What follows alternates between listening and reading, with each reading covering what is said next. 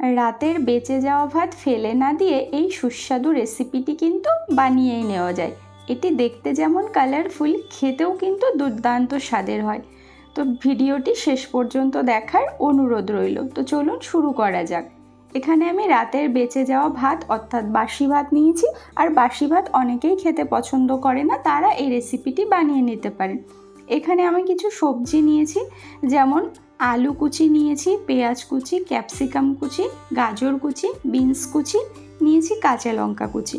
আমার কাছে এগুলোই অ্যাভেলেবেল ছিল, আপনারা চাইলে আরও কিছু অ্যাড করতে পারেন। নিয়েছি এখানে 2টো ডিম, আপনারা কম বেশি করে নিতে পারেন। এবার গ্যাসে কড়াই বসিয়ে কড়াইতে দিয়ে দিচ্ছি অল্প পরিমাণ সাদা তেল। তেলটা চারিদিকে একটু স্প্রেড করে নিচ্ছি খুন্তির সাহায্যে। এবার এর মধ্যে আমি দিয়ে দিচ্ছি ফাটিয়ে নেওয়া 2টো ডিম। এবার ডিমের মধ্যে দিয়ে দিচ্ছি সামান্য একটু লবণ, দিয়ে ডিমগুলোকে আমি ভুজিয়া করে নেব। আর ভুজিয়াটা কিন্তু খুব বেশি সময় ধরে ভাজতে হয় না, কারণ ডিম বেশি ভাজলে শক্ত হয়ে গেলে খেতে ভালো লাগে না। হালকা করে ভেজে নিলে মুখে পড়লে খেতে ভালো লাগবে। তো এগুলো ভাজা হয়ে গেছে, এবার এগুলোকে আমি তুলে নিচ্ছি। ওই একই কড়াইতে দিয়ে দিচ্ছি আবারও একটু সাদা তেল। তেলটা গরম হয়ে এলে এর মধ্যে দিয়ে দিচ্ছি কুচি করে নেওয়া আলু, বিনস আর দিয়ে দিচ্ছি গাজর। আলু, বিনস আর গাজর সেদ্ধ হতে একটু বেশি সময় লাগে, তাই এগুলোকে আমি আগে থেকে একটু হালকা করে ভেজে নিচ্ছি।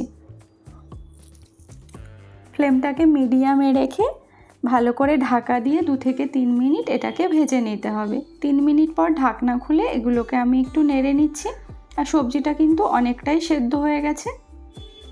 এবার এর মধ্যে দিয়ে দিচ্ছি সামান্য পরিমাণে লবণ আর দিয়ে দিচ্ছি সামান্য পরিমাণে একটু হলুদ গুঁড়ো, দিয়ে এগুলোকে আবারও আমি একটু ভাজা ভাজা করে নিচ্ছি।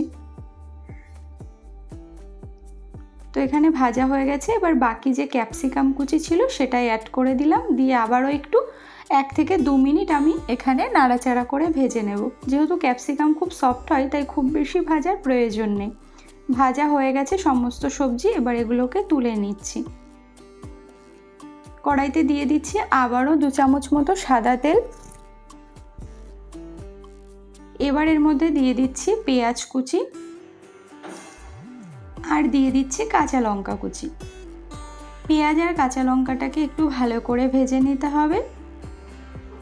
হালকা করে ভেজে নেওয়ার পরে এবার যে রাতের বেঁচে যাওয়া অর্থাৎ বাসি ভাত ছিল সেগুলোই এখানে অ্যাড করে দেব। দিয়ে ভালো করে পেঁয়াজ আর লঙ্কার সঙ্গে 1 থেকে 2 মিনিট মিডিয়াম আঁচে আমি একটু নাড়াচাড়া করে নেব।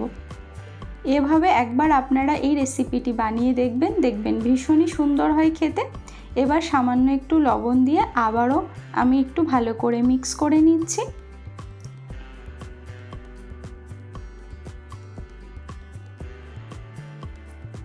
তো 3 থেকে 4 মিনিট ভাতগুলোকে খুব ভালোভাবে ভেজে নিয়েছি। এবার আমি এর মধ্যে ভেজে রাখা সবজি, ডিম সমস্ত কিছু অ্যাড করে দিচ্ছি, দিয়ে ভালো করে মিশিয়ে নিতে হবে। আর এটা বানাতে কিন্তু খুব বেশি সময়ের প্রয়োজন হয় না, অল্প সময়ে কিন্তু বানিয়ে ফেলা যায়। আর এটা কিন্তু খেতে ভীষণই ভালো লাগে, বিশেষ করে বাচ্চাদের তো ভীষণই পছন্দ হবে, কারণ এটা দেখতে ভীষণই কালারফুল হয়। কিন্তু সবজি দিয়ে খুব ভালো করে মিশিয়ে নিয়ে এর মধ্যে দিয়ে দিচ্ছি লঙ্কা গুঁড়ো। ঝালটা আপনারা আপনাদের স্বাদ বুঝে ব্যবহার করবেন। মিট মশলা আর সামান্য একটু গরম মশলা দিয়ে দিলাম, তাতে ফ্লেভারটাও ভীষণ সুন্দর হবে আর খেতেও বেশ ভালো লাগবে। দিয়ে সমস্ত কিছু খুব ভালো করে মিশিয়ে নিচ্ছি। 1 থেকে 2 মিনিট মতো ভালো করে একটু নাড়াচাড়া করে নিলে এটা কিন্তু একদমই তৈরি হয়ে যাবে। তো রান্নাটা আমার হয়ে গেছে। এবার এটাকে নামিয়ে আমি একটা প্লেটে সার্ভ করে নিয়েছি। তো রেসিপিটি আপনাদের কেমন লাগলো অবশ্যই কমেন্ট বক্সে জানাবেন। ভালো লাগলে লাইক করবেন, কমেন্ট করবেন, শেয়ার করবেন। আর চ্যানেলে নতুন হয়ে থাকলে চ্যানেলটিকে সাবস্ক্রাইব করে আমার পাশে থাকার অনুরোধ রইল।